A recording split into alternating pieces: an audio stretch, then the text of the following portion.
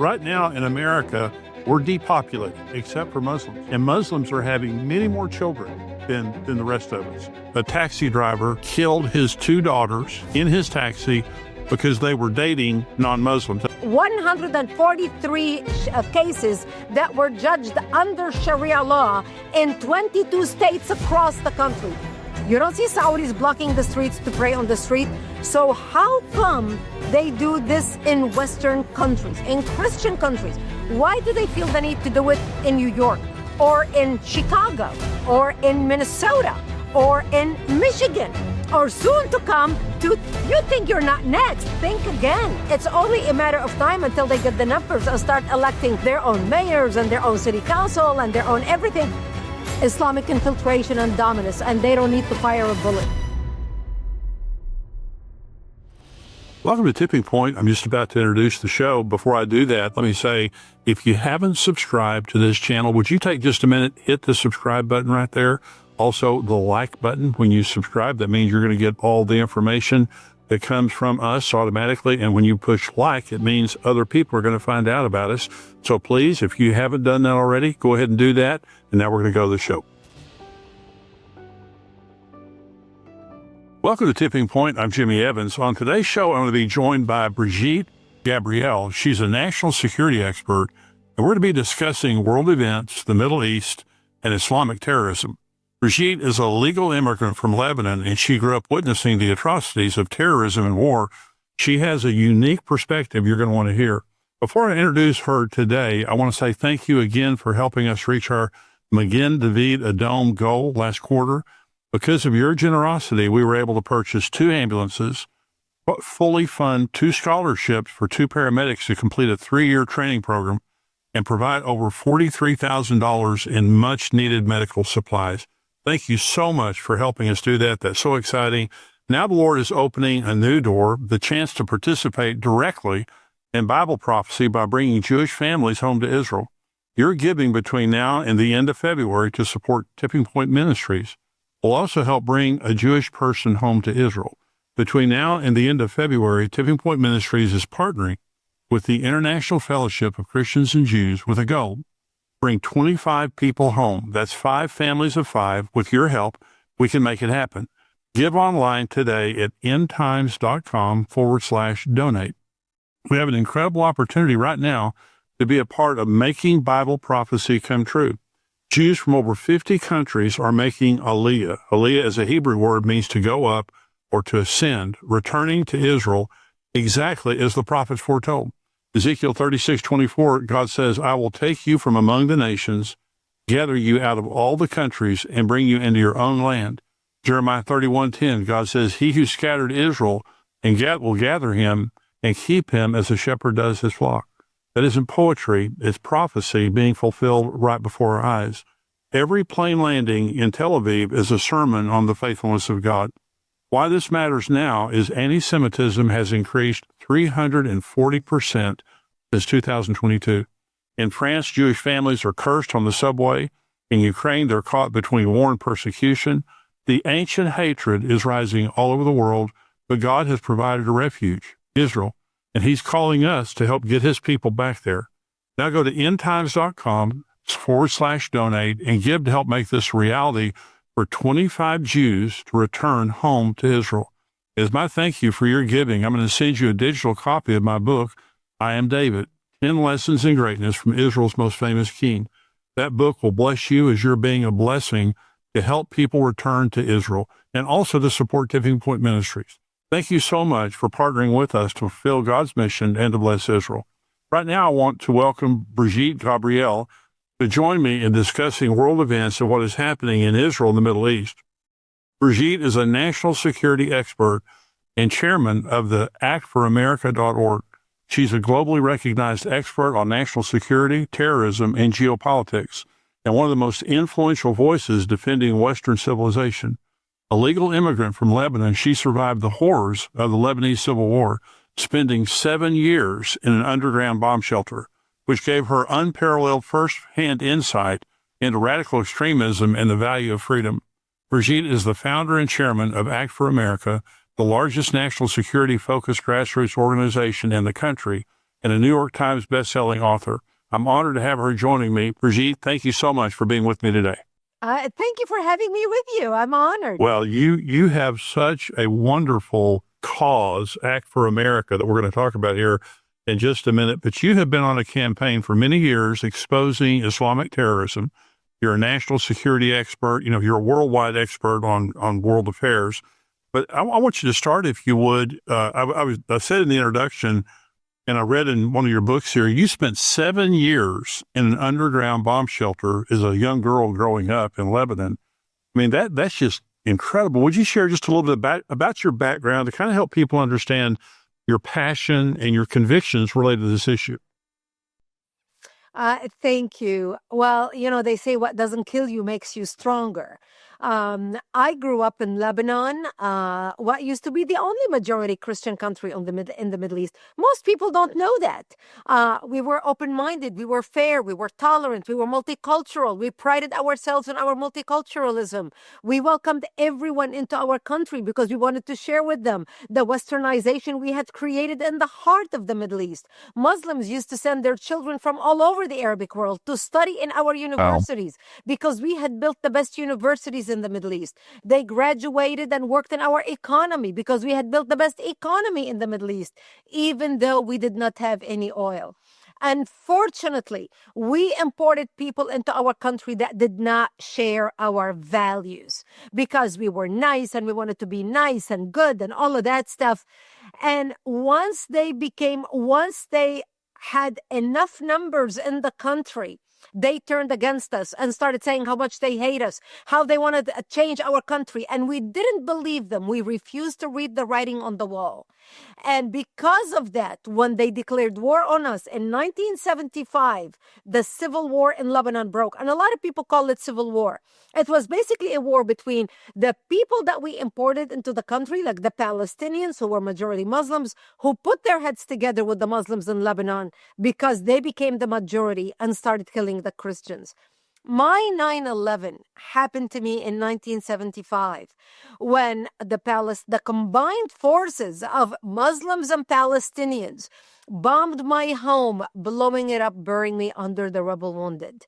I ended up in a hospital for 2.5 months and later ended up living in a bomb shelter underground in an 8x10 room without electricity, without water, and very little food.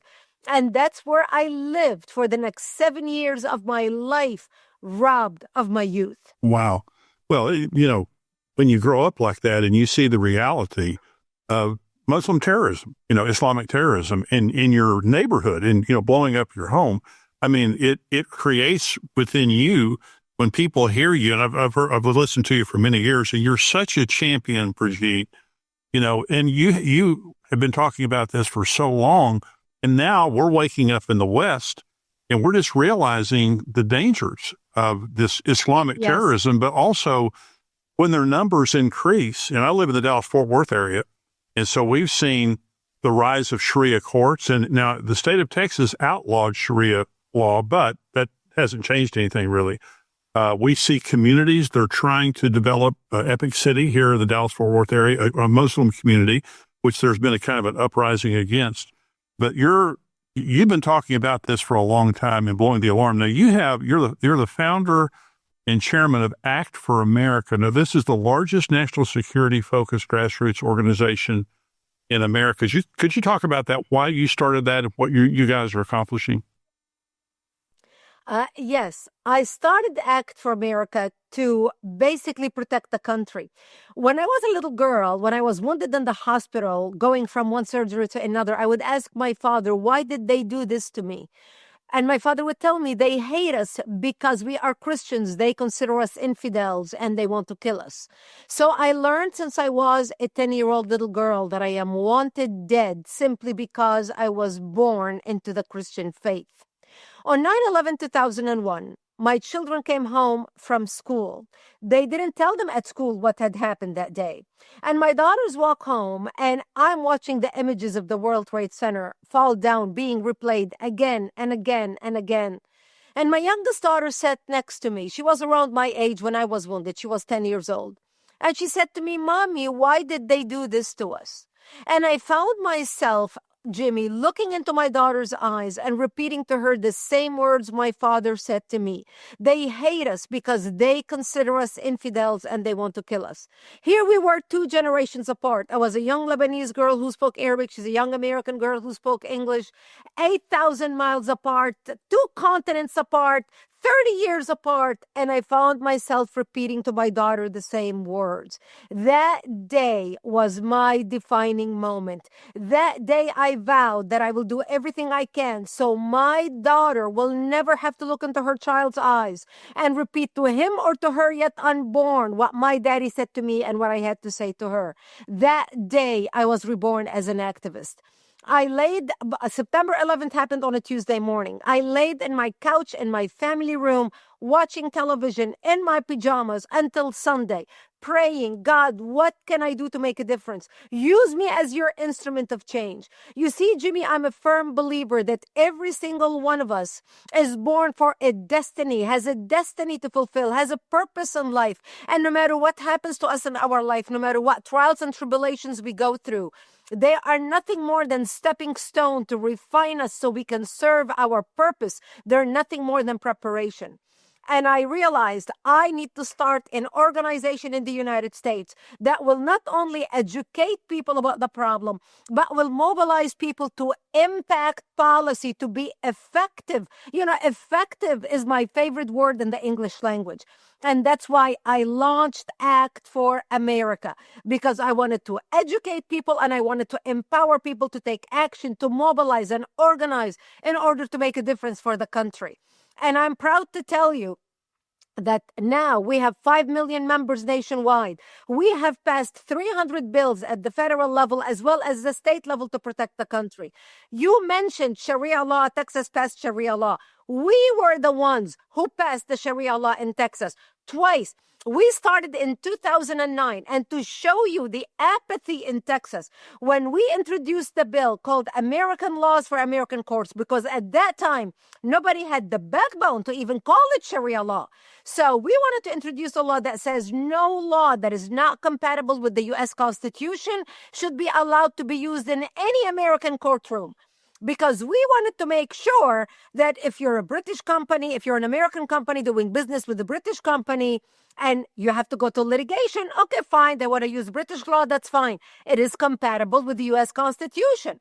But if you are from Pakistan, or if you are from Egypt, or if you are from Indonesia, and went to court and wanted to use your law, we knew that was Sharia law. So it took us from 2010 till 2017 to pass that law in Texas, because the Texas Republicans would not allow that bill to pass. This is how much they were a sellout. And I remember sitting with T-Bone Pickens in his office in 2014, telling T-Bone Pickens why we must pass that bill in Texas, how the Islamists are organizing in Texas, how they are growing in Texas, how they are practicing Sharia law in Texas.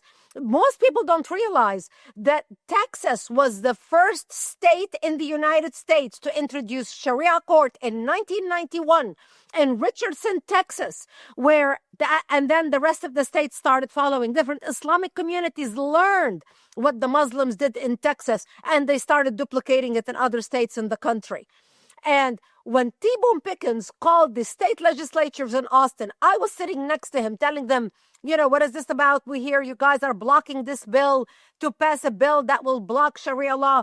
They told them, these Act for America people, they're over-exaggerating. It's not true. We don't have a problem in Texas. It took us to 2017. I remember meeting with the people in Texas. In 2007, I sat down and met with Ross Perot Sr., who ran for president. I remember sitting down with Norman Brinker. Norman Brinker even hosted a gathering at his home on Straits Lane for me, invited the who's who in Texas. And people were so afraid to even participate, donate money, even sign up to get our emails and action alerts. The Haggard, remember Haggard jeans? They sell the Haggard pants. You buy them at different outlets across America. The family didn't even show up to Brinker's home for the meeting because they were afraid that if even they go to my website, to our website, Act for America, that somehow someone will find out that they went there, and they were afraid. They didn't want anybody to know that they are associated with anything speaking about this issue. The reason now Texas woke up, it's because of Epic City. You know, they say an overnight success takes 20 years. The Islamists have been at it in Texas for over 30 years. Texans pushed the snooze button and buried their heads in the sand, thinking it's not going to happen here. We don't care. Let those Arabs do whatever they want to do, as long as we can go out and buy a good shawarma sandwich down at this new halal store that opened up down the street. Texas woke up because of Epic City, and this is a warning for the whole country. Do not wait until it's too late to wake up, because by the time, if it's too late, it's like fighting stage 4 cancer. It's so much harder to beat than starting to fight cancer at stage 2. That's right. Thank God for you, Brigitte, and for Act for America, because we need to understand the importance, not just of having a conviction, but like you said, being effective. You know, having means to change the laws, because what we're seeing right now, and I want you to talk about Sharia law, because when we're talking about this, I know a lot of people have heard that term. What are the dangers of Sharia law? For example, in my neighborhood here in the Dallas-Fort Worth area, about 2 miles from my house, a taxi driver killed his 2 daughters, his 2 teenage daughters, in his taxi because they were dating non-Muslims. That's called honor killings. And so how are women treated under Sharia law, and why is Sharia law so dangerous? Oh, they are treated terribly. But before I go further, I want to make sure to tell people, make sure you go to actforamerica.org, sign up to receive our emails and action alerts. We are working on bills, not just in Texas, but all over the country. I know this show is going to be on the internet. We want to be able to reach you when there is something, a bill introduced in your state, where we need your voice to impact policy in your state to protect and preserve America, founded on Judeo-Christian values. That's right.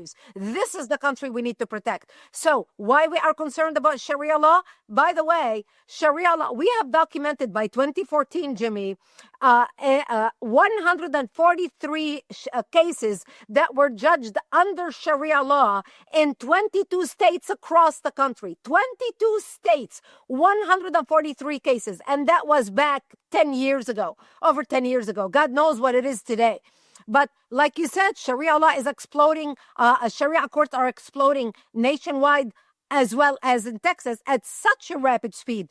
And the reason why we're concerned about Sharia law is the way the law treats women, the way the law treats minorities. The woman is worth the half of that of a man. Women cannot inherit property. A man can beat his wife. A man can abuse his wife. A man can deprive his wife from everything, and it's justified under Sharia law. A man can rape his wife. She cannot even go get a divorce for being repeatedly raped by her husband because the law is on his side. As a matter of fact, there was a case in New Jersey in 2010 where a man was raping and torturing his wife for 3 years. She went to get a restraining order against him. The court would not give him a restraining order because she was his property. The Quran said, the Hadith said that your wives are like cows. You plow into them as fields, as you plow into your field. They are considered as animal creatures. That God made them with an image of a human, that so a man can tolerate her when he has sex with her. This is how repulsive Sharia law is. It took this woman in New Jersey 3 years to finally get the appellate court to overturn the decision and give her a protective order against her husband. And Act for America was involved in that case. That was 2010. A man under Sharia law can kill his, can genitally mutilate his daughter. And it's happening. We all heard about the doctors in Michigan genitally mutilating Muslim girls that were flown from all over the country because they believe, a Muslim girl should be mutilated because she should not have any sexual feelings lest she dishonors the family and gets engaged in activities that is not approved of by Islamic law.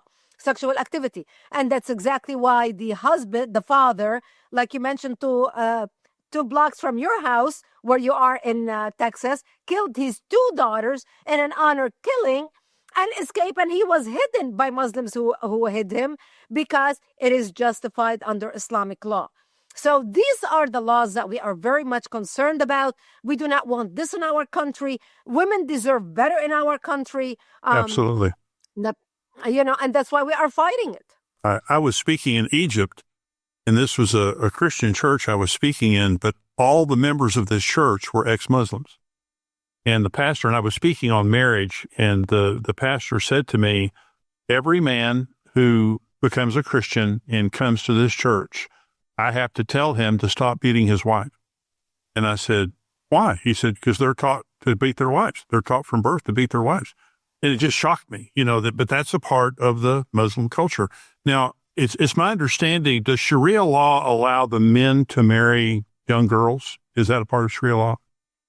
Yes, Prophet Muhammad married a girl at the age of 6 and consummated the marriage at the age of 9. This is exactly why under the Islamic law, it is justified to have sex with a 6-year-old. You can even have sex with an infant in diapers. It is justified under Islamic law because, a female is born strictly for the pleasure of the male, to take care of him, to birth babies, and to satisfy him sexually. And that's exactly why men in the Islamic world are allowed to marry up to 4 wives at a time, not in a lifetime, Right. at a time. Right. And a Muslim man also is allowed to marry. Under the Shiite religion, there is the pleasure marriage, which is a 24-hour marriage. So if you see any woman and you would like to have sex with her, you marry her for 24 hours, you have all the sex you want, and then you divorce her. And it's completely legal to satisfy the sexual pleasure. It is such a perverted religion by a perverted leader who is a pedophile, who justifies pedophilia. And this is a problem all across the Islamic world. Yeah, absolutely. Well, thank God for Act for America. And I do want to encourage everybody to go to actforamerica.org, sign up for your emails, and let's be a part of the solution and be a part of the growing numbers of people that are, joining your efforts. This is something that's shocking. And I know that as we're talking about Sharia law, I hope people are shocked by this and shocked into taking action and understanding the dangers that we're facing right now. Because right now in America, we're depopulating. I'm talking about the American population. We're depopulating, except for Muslims. And Muslims are having many more children than the rest of us. And once they reach a certain number, because you talked about this in Lebanon, once they reach a certain number, things change, right? That's right. And look, when I talk about Sharia law and Islamic traditions, people think, well, I'm not a Muslim. It's not going to affect my daughter. I'm not genitally mutilating my daughter. I don't care what they do inside their families. If a husband and wife have a problem with each other, and if he wants to slap her, that's fine with me. It doesn't affect me.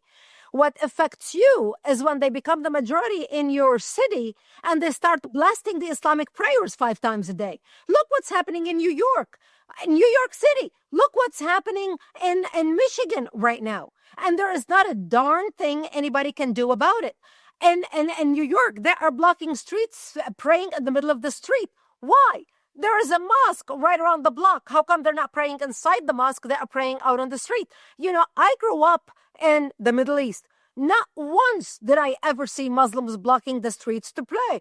They don't block the streets in Egypt. You don't see people in Egypt praying on the streets of Egypt. Saudi Arabia, the holiest Muslim country in the world, where they have the Kaaba and Medina, Prophet Muhammad is buried.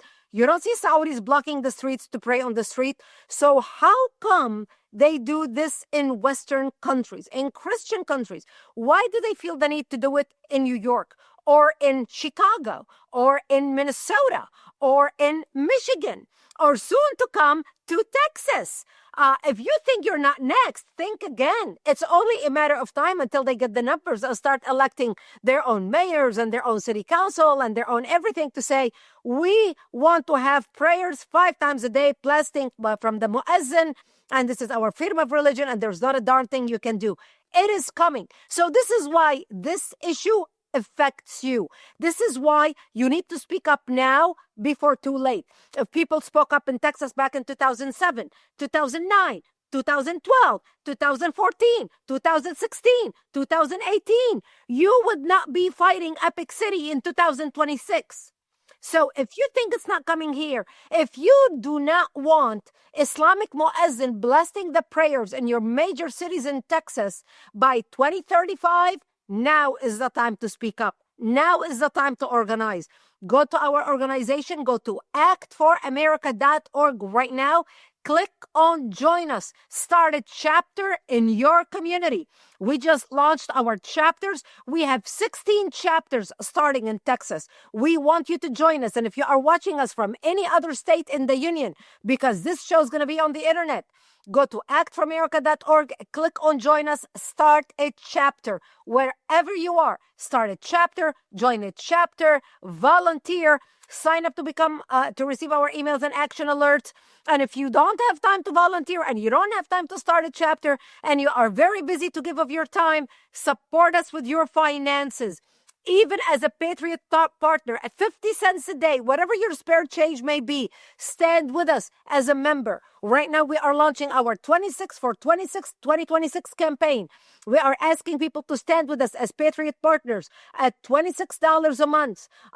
Support us. We will send you the Muslim Brotherhood Project for North America, the 100-year plan written for radical Islam to infiltrate and dominate the West. Stand with us financially, and we will send you this plan so you can have it. You can read it. You can read it in English and in Arabic. And ironically, it was introduced in the biggest terrorist financing trial, which took place in Dallas, Texas in 2007 and 2008. It was introduced as evidence where our country handed down 108 guilty verdict to Muslim American and Muslim American organizations raising money in America to the tune of millions and sending it to the Middle East to support terrorists.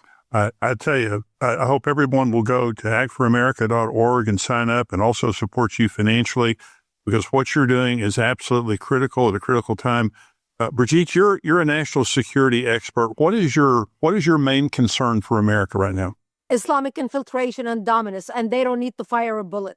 And what makes this even more dangerous is they are using the gullible lefties. So what we are witnessing right now is the Islamists and the socialist communists in our country are coming together. They are working together, not working together, fighting together, shoulder to shoulder. What the leftist socialist nitwits in our country do not realize is that they are being used by the Islamists as the stepping ladder, as the stepping stone, as the useful idiots until the Islamists get to their position. In Lebanon, we had the same thing when I was growing up. We had the socialists who said, no, they are just saying words when they say they hate us. We need to stand with them. We need to fight for their human rights. Remember, Lebanon was a Christian country, and Lebanon is a republic, exactly like the United States of America.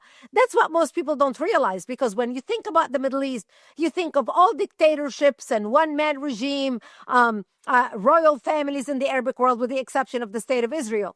And Lebanon. Lebanon is a republic. So the socialist, leftist, communists in Lebanon worked with the Islamists, supported them, voted for them, helped them come to power because they thought they're being inclusive, they're being multicultural, they celebrated diversity. I see the exact same thing happening in America today. That's my biggest concern, because once the Islamists become the power that they need, I mean, look at Mamdani, absolutely. who got elected, and use the leftist who voted for him and propped him up just like the Islamists. We're going to start seeing more in that. And this is my biggest concern. And that's why we conservatives, Republicans, people who fear God, who love God and country, who believe in what our founding fathers created for us, who believe in our Bill of Rights, our Constitution, we need to come together, work together, stop the bickering and the inner fighting, put our differences aside, and come together as one to beat our enemy, because our enemies are coming together in different groups, all of them to fight us. We need to embrace all the people on the right and come together to fight our enemy. That's our only chance to win. Absolutely. Mamdani is a perfect, example of an openly Muslim socialist, who is elected mayor. One of the first things that he did was lift the protection of Jewish people in New York City. If you can possibly imagine that, well, that's what they do. They're going to act according to their beliefs. And of course, he's anti-Semitic, openly anti-Semitic. And so what is your take, Brigitte, on what's happening in Iran? You think there's going to be a regime change there? Yes, there will be. There's definitely going to be a major attack happening. It's not going to be a matter of weeks. It's going to be a matter of days. We are ready. The Israelis and European airlines began evacuating their airlines. When major airlines, other than the Israelis, start canceling planes and diverting planes all over Europe, something is brewing in the Middle East. Embassies are evacuating their people from Iran. So we have already evacuated our bases. We ask all Americans to leave Iran. We already did that a few weeks ago. Our military is in place to take action.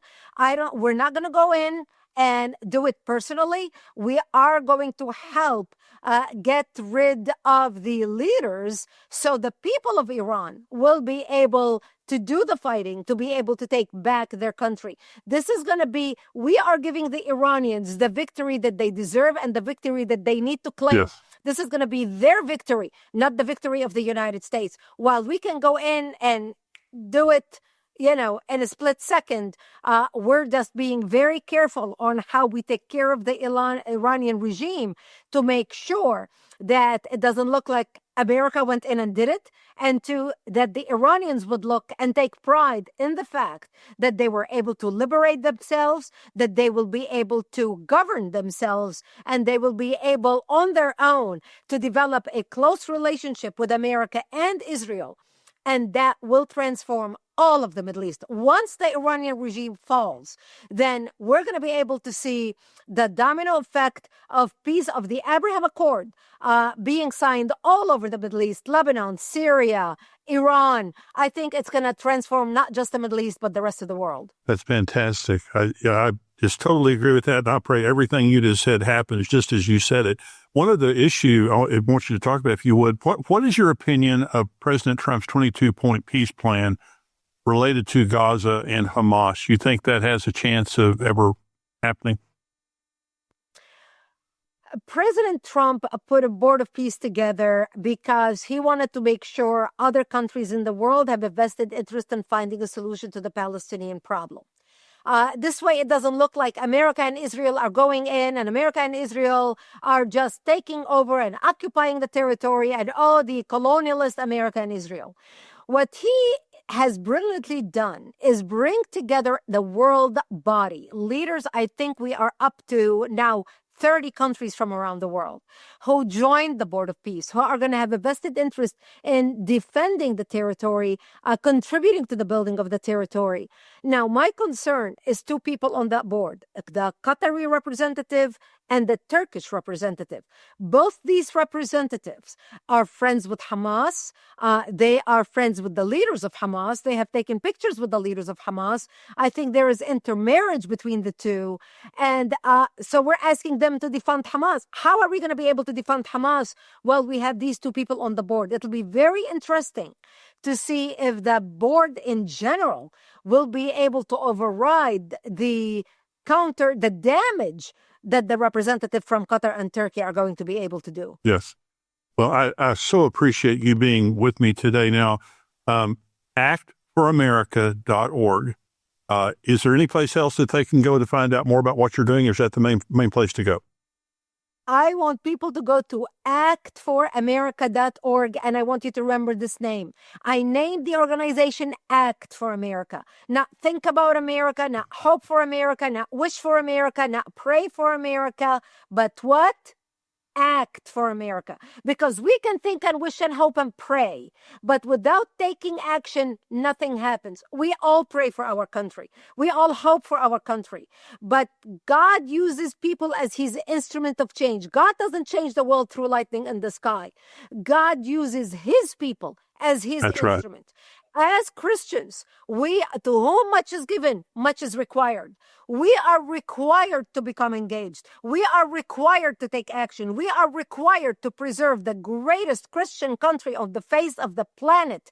If we do not preserve America as a beacon of light, where else people are going to go? That's right. We are the beacon light. We are the shining city on a hill. And this is why I want people to go to actforamerica.org. If my message resonates with you, go to actforamerica.org, sign up to receive our emails and action alerts, join us, start a chapter in your community, volunteer, donate as a member, stand with us as a financial supporter.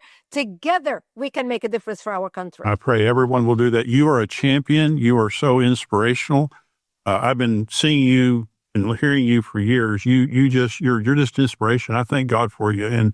And for Act for America, I hope everyone goes there, signs up, and supports you financially. Brigitte, thank you so much for being with me today. Thank you. Honored to be with you. God bless you. Well, I hope you enjoyed the show today. You know, that's such interesting information. And what we want to do coming to you every single week is just bring you information that matters. You know, every guest that we have on here, this is something important to talk about and something to keep you informed about. But, you know, I just want to remind you, Jesus is coming. Everything points to Jesus. Everything is about him. If you haven't made him the Lord of your life, make him the Lord of your life today. Romans 10:9 says, if you'll confess Jesus as your Lord and believe in your heart that God raised from the dead, you'll be saved. If you haven't done that, do that right now. Wherever you are, you say, Jesus, I confess you as my Lord. I believe that God raised you from the dead, and I want to accept you into my life. And he'll come. And instantly, your eternity will be changed. It's the most important thing that you can possibly do.